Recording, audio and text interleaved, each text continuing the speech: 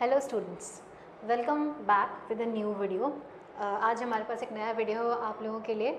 पिछले वीडियो में हम लोगों ने डिस्कस किया था, एक सैम्पल पेपर लिया था हमने, एक क्वेश्चन पेपर लिया था इंग्लिश का, एंड उसको हमने देखा था कि उसकी डिज़ाइनिंग कैसे हुई थी, उसमें किस किस्म के क्वेश्चंस थे वगैरह वगैरह, बहुत सारी चीज़ें हम लोगों ने उसमें डिस्कस की थी। Okay, now this video we are going to discuss the question paper in a little more detail manner. यहाँ पे हम एक एक सेक्शन को फोकस करेंगे, सेक्शन ए को अच्छे से फोकस करेंगे, similarly section B and then section C. इन तीनों सेक्शंस को हम डिवाइड करके इन पे डिस्कशन करेंगे। नाउ बिफोर वी स्टार्ट, मेरे पास कुछ जनरल इंस्ट्रक्शंस यहाँ पर लिखे हुए हैं, राइट आपको दिख रहा होगा आपके स्क्रीन पे। इनको हम एक बार डिस्कस कर लेते हैं, उसके बाद में अपना कुछ इनपुट यहाँ पर आप लोगों के साथ डिस्कस करूँगी। So the very first instruction says what, this paper is divided into 3 sections A, B and C. All the sections are compulsory. ये तो हो गई एक बार। Now second one says what, separate instructions are given with each section and question wherever necessary. Read these instructions very carefully and follow them faithfully. If you remember, इस discussion इसके पिछले video में मैंने ये पॉइंट को थोड़ा सा highlight करके बोला था कि हर सेक्शन पे हर जगह कहीं ना कहीं हर क्वेश्चन में आपको कुछ ना कुछ इंस्ट्रक्शंस मिलते हैं और उन इंस्ट्रक्शंस को आपको ध्यान से देखना होता है। कई बार ऐसा होता है ड्यू टू हम नर्वस हो जाते हैं, हम पैनिक कर रहे होते हैं क्योंकि एग्ज़ाम है यार, तो थोड़ा सा नर्वस तो सब होते हैं। सो उस हड़बड़ी में हम छोटी छोटी गलतियाँ कर देते हैं, वो गलतियाँ हमें नहीं करनी, इसलिए इंस्ट्रक्शन में लाउड एंड क्लियर लिखा हुआ है कि आपको हर क्वेश्चन को ध्यान से पढ़ना है और हर इंस्ट्रक्शन को देखना है।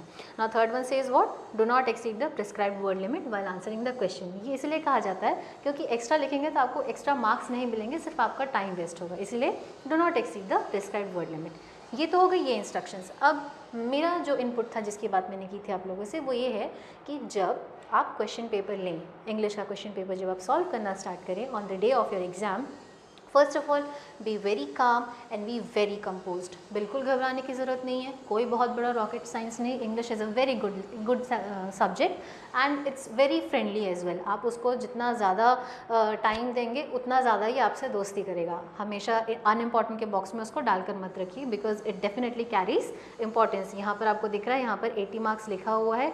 80 मार्क्स का तो आपका थ्योरी है, प्लस 20 मार्क्स के आपके इंटरनल असेसमेंट होते हैं, which gives it a 100 marks. वो 100 मार्क्स के पेपर में बहुत ताकत होती है आपके मार्कशीट को संवारने या बिगाड़ने की, right. So will come back to this. आपको करना ये है कि सबसे पहले बिल्कुल अपना दिमाग शांत और ठंडा रखना है। क्वेश्चन पेपर को ध्यान से पढ़िए, एक बार अच्छे से पूरा क्वेश्चन पेपर पढ़ लीजिए। एग्जाम स्टार्ट होने के पहले आपको टाइम दिया जाता है क्वेश्चन पेपर पढ़ने का। इधर उधर मत कीजिए, अपने दोस्त से चीटिंग करने के तरीके मत बनाइए, कुछ मत करिए। दिमाग ठंडा रखिए, आराम से क्वेश्चन पेपर को पढ़िए, देख लीजिए कैसे क्वेश्चन आए। कोई क्वेश्चन देखकर अगर आपको लगता है कि आपको वो क्वेश्चन नहीं आता, कोई बात नहीं, उसके ऊपर ध्यान देना थोड़ी देर के लिए छोड़ दो। हो सकता है पेपर बनाते बनाते आपको उसका आंसर याद आ जाए और आप उस आंसर को बना लें, राइट। सो वो सारी काम हमको अलग से करने हैं, ठंडे दिमाग से करने हैं। Now when you start attempting the question, आपको when you start attempting the question paper, I shouldn't say only question, I should say question paper. So जब आप क्वेश्चन पेपर अटेम्प्ट करना शुरू करते हैं तो आपको सबसे पहले दिखता है क्या, सेक्शन ए। सेक्शन ए में दिया हुआ कितने मार्क्स, 20 मार्क्स। अब आपको करना क्या है, अच्छे से इन पैसेजेस को पढ़ना है। यहाँ पे 2 पैसेजेस मिलेंगे आपको, उन दोनों पैसेजेस को ध्यान से पढ़ना है। पढ़ने के बाद उसमें से जो इम्पॉर्टेंट डिटेल आपको चाहिए, which the questions are talking about, आपको इसमें बहुत सारे क्वेश्चंस दिखेंगे, उन क्वेश्चंस के आंसर आपको देने हैं। और वो आप देंगे कैसे, इन पैसेजेस को पढ़ने के बाद। सो इसलिए आपको पैसेजेस को बहुत ध्यान से पढ़ना है। And try to start always with section A. अपना पेपर जब आप सॉल्व करना शुरू करें, मेक श्योर दैट आप सेक्शन ए से स्टार्ट करें। वाई सो, बिकॉज हमारे ये जो सेक्शन ए है ना, ये बड़ा ही खूबसूरत सेक्शन है। इस पर्टिकुलर सेक्शन का काम ही है कि आपको ये स्कोर करने में हेल्प करें। सेक्शन बी और सी आप डेफिनेटली बना सकते हैं। सेक्शन सी में लिटरेचर के बहुत सारे क्वेश्चंस ऐसे आते हैं जिनको आप बिल्कुल रट्टा मार के आ जाते हैं, अपना दिमाग वहाँ कम लगाते हैं, राइट। बी में थोड़ा आपको अपना दिमाग लगाना होता है, बट देन सेक्शन बी में राइटिंग स्किल्स होता है, वहाँ पे आपको बहुत सारे फॉर्मेट्स याद रखने होते हैं जो मे भी आपको ऐसा फील होता है कि शायद आप भूल गए हैं। But then not to worry, आप स्टार्ट करिए सेक्शन ए से। सेक्शन ए में बहुत इजी क्वेश्चंस होते हैं, बहुत अच्छे क्वेश्चंस पाए जाते हैं इसमें। और इसमें आपको कुछ एक्स्ट्रा मेहनत नहीं करनी होती, सिर्फ एक काम आपको बहुत अच्छे से करना है, दैट कंप्लीट अटेंशन के साथ आपको सेक्शन ए के जितने भी पैसेजेस हैं, 2 पैसेजेस हैं, दोनों को बहुत ध्यान से पढ़ने के बाद उनको समझना है ये किस बारे में बात कर रहा है, इसका टोन कैसा है, ऑथर हमसे क्या कहना चाह रहा है, वो हमारी दिमाग में क्या बात डालने की कोशिश कर रहा है या हमसे क्या कहने की कोशिश कर रहा है, ये हमें समझना बहुत ज़रूरी है। सो इसलिए सबसे ज़रूरी है कि आप जो भी पैसेज पढ़ रहे हैं उसको बहुत ध्यान से पढ़ें, बिना अपना माइंड डाइवर्ट हुए। आपका सारा फोकस होना चाहिए आपके पैसेज पे। आप जितना ध्यान से पैसेज पढ़ेंगे, half of the work will be done. जब आप क्वेश्चंस बनाना स्टार्ट करेंगे आपको सारे आंसर बहुत ईजिली बन जाएंगे। फाइन। सो हम हमेशा कोशिश करेंगे कि हम जब भी पेपर स्टार्ट करें, we will start with section A. Fine.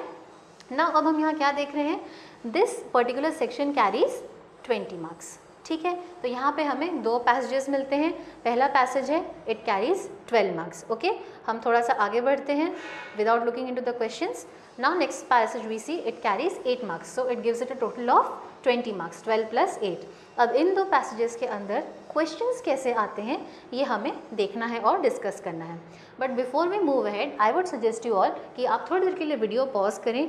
Pause करने के बाद ये पैसेज पढ़ लें। पढ़ लेने के बाद आप वापस इस वीडियो पे आइए, उसके बाद हम आगे के प्रोसीजर पे जाएंगे, हम आगे के क्वेश्चंस डिस्कस करेंगे। सो ये आप लोगों के सामने है आपका पैसेज, इसको ध्यान से पढ़ लीजिए और उसके बाद वापस आइए। You can pause the video here. So I hope आप लोगों ने ये वीडियो पॉज करने के बाद पैसेज ध्यान से पढ़ लिया है। कुछ पार्ट शायद आपको नहीं दिख रहा था, I think you can see that here now. अभी हम इस पेज पर कुछ देर रुकेंगे, कुछ देर डिस्कशन करेंगे, तब तक आप चाहें तो फिर से यहाँ पे पॉज कर लीजिए और इसको पढ़ लीजिए, but by the time I will move ahead. So हम यहाँ क्या देख रहे हैं, there is a passage about life beyond academics. आप लोगों ने पैसेज ध्यान से पढ़ा होगा तो पढ़ने के बाद आपको समझ आया होगा that this is talking about कि क्लासरूम टीचिंग ही सब कुछ नहीं है। अगर हमें अपना ओवरऑल डेवलपमेंट चाहिए तो हमें क्लासरूम से बाहर जाना पड़ेगा, हमें को करिकुलर एक्टिविटीज़ में पार्टिसिपेट करना पड़ेगा, हमें बहुत सारी चीज़ें सीखनी पड़ेगी because we want our overall development. Fine. अब हम आते हैं इनके क्वेश्चंस पे। अब सबसे पहले आप क्या देख रहे हैं यहाँ पर, पहला क्वेश्चन कह रहा है on the basis of your understanding of the above passage answer any 5 of the questions given below by choosing the most appropriate option. अब यहाँ पे क्या कह दे रहा है, पहली कहानी है क्या, एनी 5। यहाँ पर अगर एनी 5 कह रहा है मतलब इट्स अंडरस्टूड कि हमारे पास ज़्यादा ऑप्शंस हैं। तो हमारे पास यहाँ क्या दिख रहा है, हमारे पास 6 क्वेश्चन हैं। We have question up to here. Okay, हमारे पास 6 क्वेश्चन है। बट देन आपको एक चीज़ ध्यान रखनी है कि अपने दिमाग में ये बात बिल्कुल मत लाइए। एक बहुत कॉमन मिसकंसेप्शन देखा है मैंने स्टूडेंट्स के अंदर कि स्टूडेंट्स ये सोच लेते हैं कि हम 6 क्वेश्चन बना देते हैं, उनमें से जो सही होगा, जो 5 सही होंगे, शायद एक गलत हो जाए, तो जो 5 सही होंगे उसमें हमें मार्क्स मिल जाएंगे। ऐसा नहीं है, आपको सिर्फ उसी मार्क्स उतने ही मार्क्स मिलेंगे जितने आप अटेम्प्ट करेंगे। आप 6 बना कर आएंगे और उसमें आप सोचेंगे कि एक गलत हो जाएगा तो टीचर नेक्स्ट वाला ऑप्शन ले लेगा, ऐसा नहीं है। First 5 questions will be checked और उन फर्स्ट 5 क्वेश्चंस पे ही आपको मार्क्स मिलेंगे। अगर वो 5 सही हैं तो आपके 5 मार्क्स पूरे, और अगर नहीं हुए तो उससे कम। इसलिए इट इज़ वेरी इंपॉर्टेंट कि आप ध्यान से पैसेज पढ़ें, पढ़ने के बाद क्वेश्चंस को अटेम्प्ट करें and make sure that you give the correct answer. ठीक है, तो यहाँ पर हमें देखने के बाद क्या समझ में आया, ये तो है एक MCQ पैटर्न का क्वेश्चन। ठीक है, यहाँ पर हमारे पास 1 2 3 4 5 and then this one 6 questions. We have 6 questions here. Now they are what, they are kind of complete the sentence kind of question है। यहाँ पे हर क्वेश्चन इनकम्प्लीट है, हर स्टेटमेंट यहाँ पर इनकम्प्लीट है। आपको करना ये है कि इस स्टेटमेंट को पढ़ना है, पढ़ने के बाद आपको आगे जो भी ऑप्शन है उसमें से करेक्ट ऑप्शन आपको फाइंड आउट करना है और उस करेक्ट ऑप्शन को लिखना है। ठीक है, तो यहाँ पर हो गए हमारे पास 6 क्वेश्चंस। अब एक और मज़ेदार बात आपको बताती हूँ, फिलहाल मेरे पास इस पर्टिकुलर क्वेश्चन पेपर का सैम्पल आंसर भी है, हमारे पास इसका मॉडल आंसर भी अवेलेबल है। तो हम देखते जाते हैं आगे की कहानी। सो फर्स्ट क्वेश्चन हमसे क्या कह रहा था, फर्स्ट क्वेश्चन कह रहा है students development is hindered by, it's hindered by what, किस कारण स्टूडेंट्स का डेवलपमेंट रुकता है। So the answer to that one is limiting education to academic boundaries, मतलब this one is the correct answer of this particular questions. Now we come to next question. The shift in the education system means, education system में जिस shift की बात हो रही है passage में, उसका मतलब क्या होता है। So the answer says to focus on overall development. This is talking about focus on overall development. Let's get back to this, here we are, focus on overall development. Fine. अब हम आते हैं थर्ड पे, co-curricular activities that take place outside the classroom do not help in what, वो कौन सी को curricular activities हैं जो क्लासरूम के बाहर होने से हमारी हेल्प नहीं होती है, that takes place outside the classroom do not help in. Co curricular activities जो क्लास के बाहर होती है वो हमारे कौन से डेवलपमेंट पॉइंट को सही करने में हेल्प नहीं करती है। So what is this? The answer to this question is intellectual development. Classroom के बाहर हमें इंटेलेक्चुअल डेवलपमेंट नहीं मिलता है, हमें कुछ और डेवलपमेंट मिलता है, हम कुछ और चीज़ें सीख रहे हैं, बट इंटेलेक्चुअल डेवलपमेंट हमारा क्लासरूम के अंदर ही होता है, बिकॉज वहाँ हम बुक्स पढ़ रहे हैं, वहाँ हम थ्योरेटिकल नॉलेज गेन कर रहे हैं। हम क्लासरूम के बाहर जाते हैं तो हमें कुछ को करिकुलर एक्टिविटीज़ के थ्रू प्रैक्टिकल नॉलेज मिलती है, right. So the answer to this question was the intellectual development. Fine. Now we go to the fourth one. Fourth one says what? Guest speakers talk about. आपके school में हो सकता है कभी कोई conference या सेमिनार स्कूल ने organise किया होगा, वहाँ पे कोई गेस्ट या की नोट स्पीकर आए होंगे, उन्होंने अपने कुछ लाइफ एक्सपीरियंसेस आपसे शेयर किए होंगे। तो यहाँ पर क्वेश्चन पूछ रहा है guest speakers talk about what? Guest speakers किस बारे में बात कर रहे होते हैं? तो according to the passage they talk about their real life experiences, वो अपने रियल लाइफ एक्सपीरियंसेस आपसे शेयर कर रहे होते हैं। So this is the answer to this particular question. Fine. Now we will move ahead. Classroom teaching provides. Classroom teaching हमें क्या देता है, हमें क्या प्रोवाइड करता है? So the answer to that question is the foundation. Classroom teaching में हमें मिलता है क्या? फाउंडेशन। क्यों? क्योंकि हम बहुत सारी बुक्स पढ़ रहे होते हैं क्लासरूम के अंदर, बहुत सारा थ्योरेटिकल नॉलेज गेन कर रहे होते हैं। So the answer to this question is the foundation. Fine. Now the last question. What does the last question say? Life beyond academics facilitates. Life beyond academics does what? हमें academics के बाहर जो life है वो हमें क्या देती है? What does it facilitate? So इसका आंसर क्या है? Creativity. See, very easy. आपने अगर ये पूरा पैसेज ध्यान से पढ़ा होगा तो आपने जब इसको सॉल्व करना शुरू किया होगा तो आपको ऑटोमेटिकली आंसर्स क्लिक कर चुके होंगे पहले ही। So the answer to this question is creativity. Hence हमने क्या कर लिया? 6 क्वेश्चंस डिस्कस कर लिया, but I will repeat this again. आपके फर्स्ट 5 क्वेश्चंस ही चेक होंगे। इस गलती में मत रहिए कि आप 6 क्वेश्चन सॉल्व करेंगे, उसमें से कोई 5 चूज़ करके आपको जो चेकर है वो मार्क्स देगा, ऐसा बिल्कुल नहीं है। इसलिए मेक श्योर कि आप सिर्फ 5 क्वेश्चंस बनाएं और बिल्कुल श्योर शॉट करेक्ट बनाएं। ये इतना डिफिकल्ट भी नहीं है। हम लोगों ने अभी देखा पैसेज बहुत अच्छा था, बहुत straightforward to the point था, कोई एक्स्ट्रा ऐसी लैंग्वेज वहाँ नहीं थी जो आपको समझना है। The language was very easy, right. So आपको ध्यान से पैसेज पढ़ना है, पढ़ने के बाद आंसर्स देने हैं। जब आप पैसेज पढ़ें तो इतने ध्यान से पढ़ें कि आप उसमें से इंपॉर्टेंट डिटेल्स को ईजिली इन्फर कर सकें। फाइन। हाँ, कहीं वाइल रीडिंग आप कहीं अटकते हैं, ऐसा लगता है कि कोई ऐसा पर्टिकुलर वर्ड है जिसका मीनिंग आपको नहीं आता है, कुछ है, तो उसके लिए छोटा सा टिप ये है कि आप उस पर्टिकुलर लाइन को 2-3 बार पढ़िए। कोई ऐसा वर्ड है जो आपको क्लिक कर रहा है, वहाँ पे आप अटक रहे हैं, तो आप जब 2-3 बार उस पर्टिकुलर सेंटेंस को पढ़ेंगे तो gradually you start developing a meaning of it. तो जब आप उसका मीनिंग थोड़ा समझ जाएंगे तब आपके लिए वो काम आसान हो जाएगा। फाइन। अब हम बढ़ते हैं आगे। हमने क्या देखा यहाँ पर? हमने 5 मार्क्स का एक क्वेश्चन देख लिया और हमारे 5 मार्क्स हो गए पक्के। ठीक है, चलिए आगे बढ़ते हैं।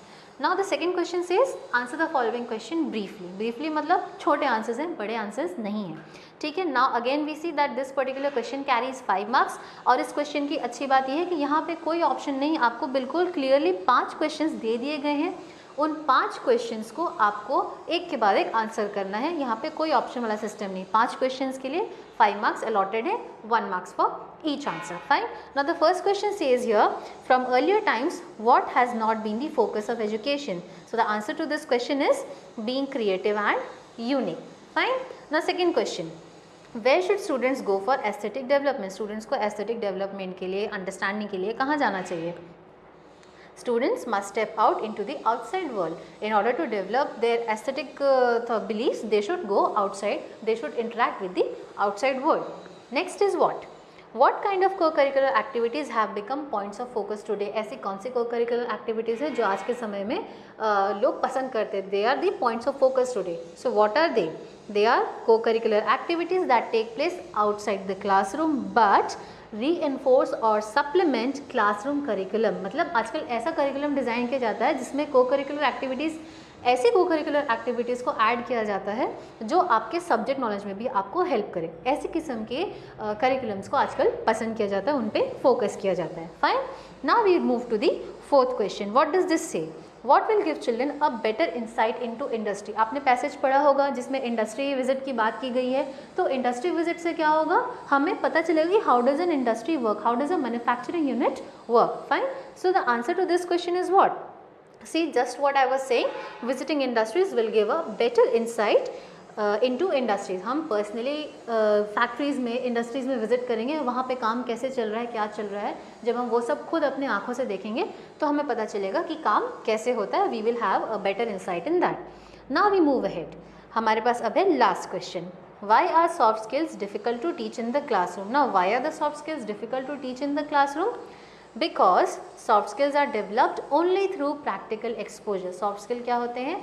आउटर वर्ल्ड में प्रैक्टिकल एक्सपोजर से डेवलप होते हैं and opportunities to implement what they have learn. So हम जितना ज़्यादा बाहर से एक्सपोज होंगे, जितना ज़्यादा हम बाहर आउटर वर्ल्ड से इंटरेक्ट करेंगे, उतना ज़्यादा हमारा सॉफ्ट स्किल डेवलप होगा. This is what this question is talking about. So हमने क्या देखा यहाँ पर? हमने 5 क्वेश्चंस देखे जिनके आंसर बिल्कुल छोटे, क्रिस्प एंड कंसाइज थे.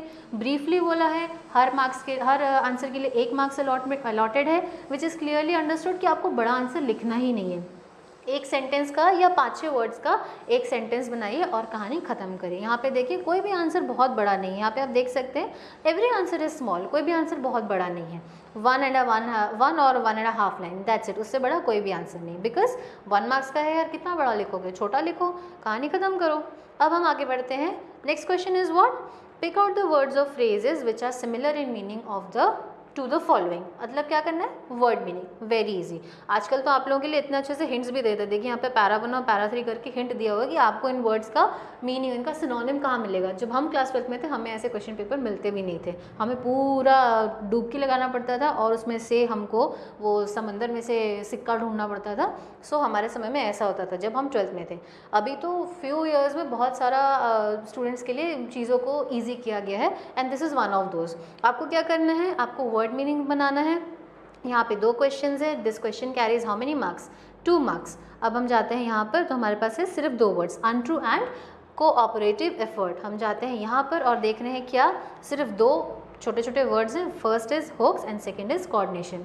ये दोनों वर्ड्स आपको पैरा 1 एंड पैरा 3 में मिल जाएंगे. आपको जाना है, एक बार मैं सजेस्ट करूँगी कि मेरा आंसर बताने के पहले आप एक बार वीडियो को पॉज करिए. पॉज करने के बाद एक बार अगर आप लोगों ने वीडियो ध्यान से पढ़ा होगा तो ऐसे ही याद आना चाहिए, और नहीं तो अगर आप लोगों ने इसका स्क्रीनशॉट ले लिया होगा वाइल वॉचिंग द वीडियो, तब अगर आपने देखा होगा कि वीडियो उसमें जहाँ पे पैसेज में रुका हुआ है, अगर आपने वहाँ देख लिया होगा और अगर आपने स्क्रीनशॉट लिया है तो वहाँ वापस जा सकते हैं और वर्ड को ढूंढ सकते हैं. एक बार एफर्ट लगाइए अपने साइड से, कोशिश करिए. This will help you. This will in fact be a practice for you. So जब आप ऐसा कोई भी क्वेश्चन के अक्रॉस आते हैं तो कोशिश करिए कि उस क्वेश्चन को आप खुद से सॉल्व करें. इससे आपकी प्रैक्टिस हो गई. Okay, now we will move ahead. अब हमारे पास क्या दिख रहा है? अब हमारे पास है एक और passage. Now this passage consist how many marks? जैसे कि मैंने पहले बोला था, it carries 8 marks. Now here we know that 12 + 8 will give us a total of 20. हमारे पास 20 मार्क्स ऐसे बनेंगे. तो ये जो 12 मार्क्स वाला कहानी है ये तो हम ख़त्म करके आ चुके हैं. अब हम आते हैं 8 मार्क्स वाले पैसेज पे. अब आप लोग फिर एक काम कर सकते हैं, यहाँ पे वीडियो पॉज करिए और उसके बाद इस पूरे पैसेज को ध्यान से पढ़िए. If you wish you can even take the screenshots, because यहाँ पे पैसेज पूरा विजिबल नहीं है. एक हिस्सा यहाँ पर है and the other half is somewhere around here. तो आप लोग कर सकते हैं क्या? आप लोग इनका स्क्रीनशॉट ले सकते हैं. In fact I will try to provide the full images of these particular passages so that आपको रीडिंग करने में आसानी हो. Alright, so now what you will do, you will just pause the video here. इस particular passage को ध्यान से go through करिए, अच्छे से समझिए. ये जो थोड़ा सा पर्टिकुलर ये जो पैसेज है थोड़ा सा डिफिकल्ट है, स्लाइटली. बहुत डिफिकल्ट कुछ नहीं है, थोड़ा सा ट्रिकी लैंग्वेज यूज़ है. एंड आपने पिछला पैसेज देखा था वो बहुत स्ट्रेट फॉरवर्ड एकदम सिंपल लैंग्वेज में था. ये थोड़ा सा कॉम्प्लेक्स है. तो आप इसको ध्यान से पढ़िए, पढ़ने के बाद वापस आइए एंड देन हम आगे का पेपर डिस्कस कर सकते हैं. You can pause the video here. So I hope आप लोगों ने सेकंड पैसेज भी ध्यान से पढ़ लिया होगा. ठीक है, अब इसको आप चूँकि आप इसको पढ़ चुके हैं तो हम बिना समय वेस्ट किए आगे बढ़ते हैं. हम यहाँ क्या देख रहे हैं? यहाँ पे पिछले पैसेज में आपने देखा होगा बहुत सारे वैरायटी ऑफ क्वेश्चंस थे. यहाँ पे सिर्फ 2 किस्म के क्वेश्चंस हैं. What the first question is saying that on the basis of your understanding of the above passage, make notes on it using headings and subheadings.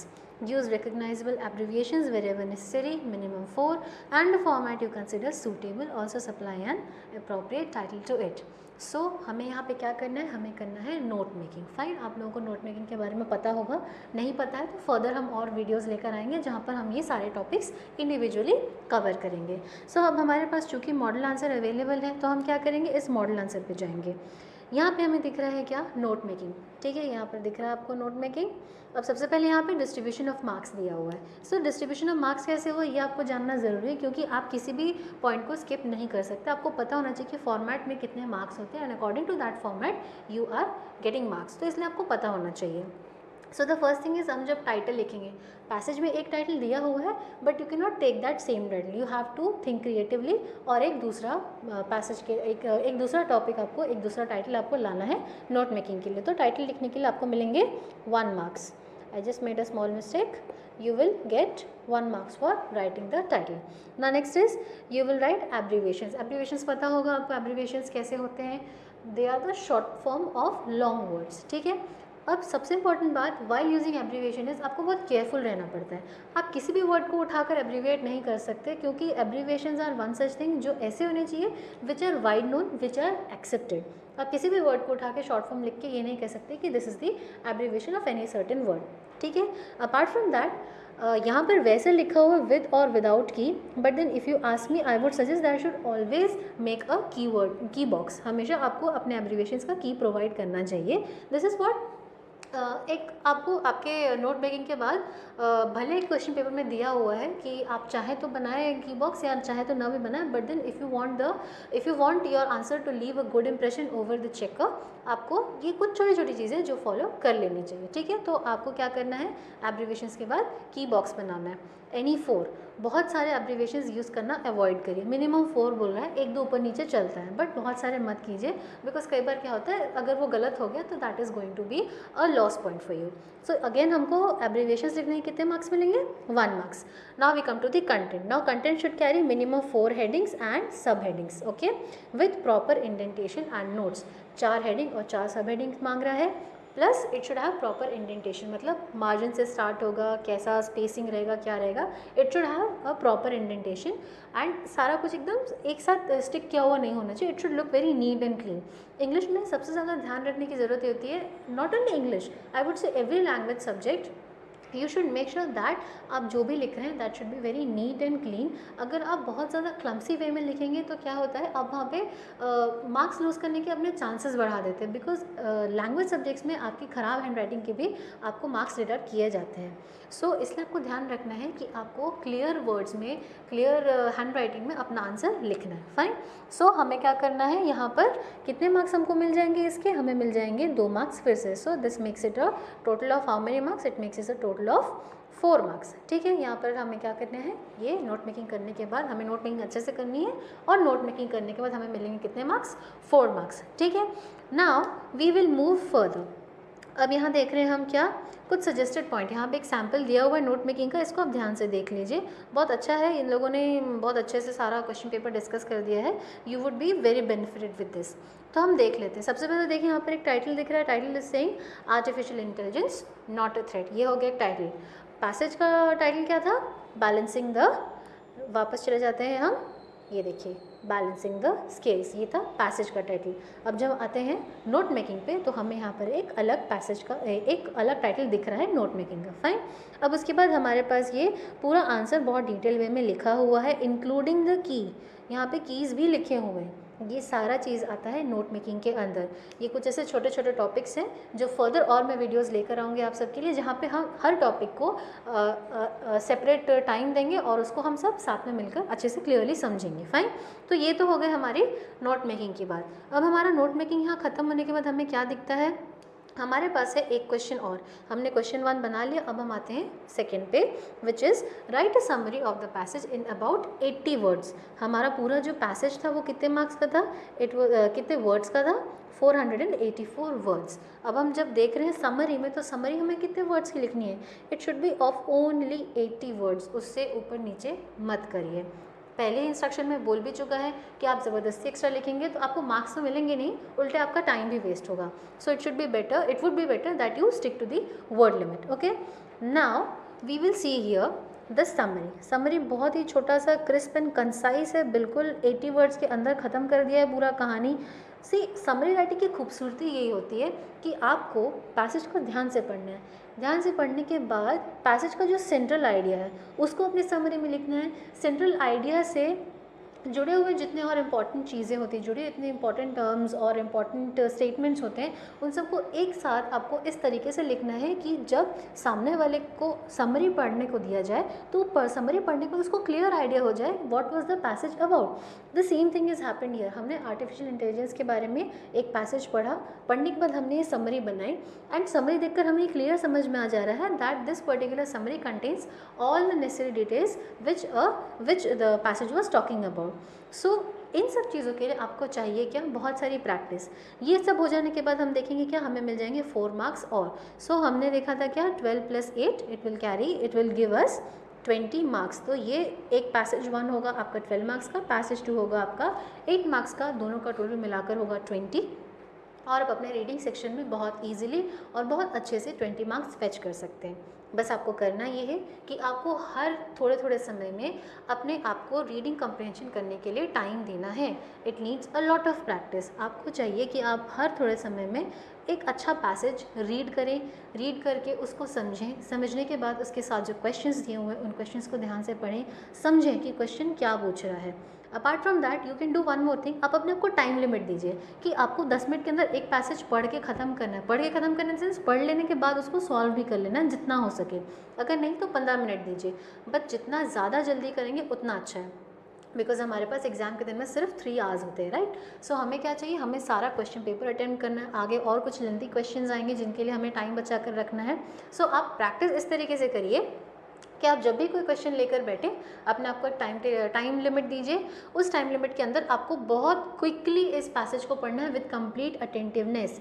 2 चीज़ें बहुत ध्यान रखनी है क्योंकि आपको एग्जाम फाइट करना है, ये एग्जाम आपको देना है। So it is very important for you guys to understand what the passage is saying within a short period of time. आपको हैबिट ऐसी डेवलप करनी है कि आप बहुत फास्टली हर पैसेज को पढ़ें, पढ़ने के बाद उसमें से नेसेसरी डिटेल इन्फर करें, उसके बाद यहाँ पे जितने भी क्वेश्चंस दिए होंगे उनको आप सक्सेसफुली आंसर कर सकें। So for this you need a lot of practice and also you have to start taking English quite seriously, ठीक है। सो इसी के साथ हमारा आज का वीडियो यहाँ ख़त्म होता है। अगले वीडियो में हम बात करेंगे सेक्शन बी की। Till then bye.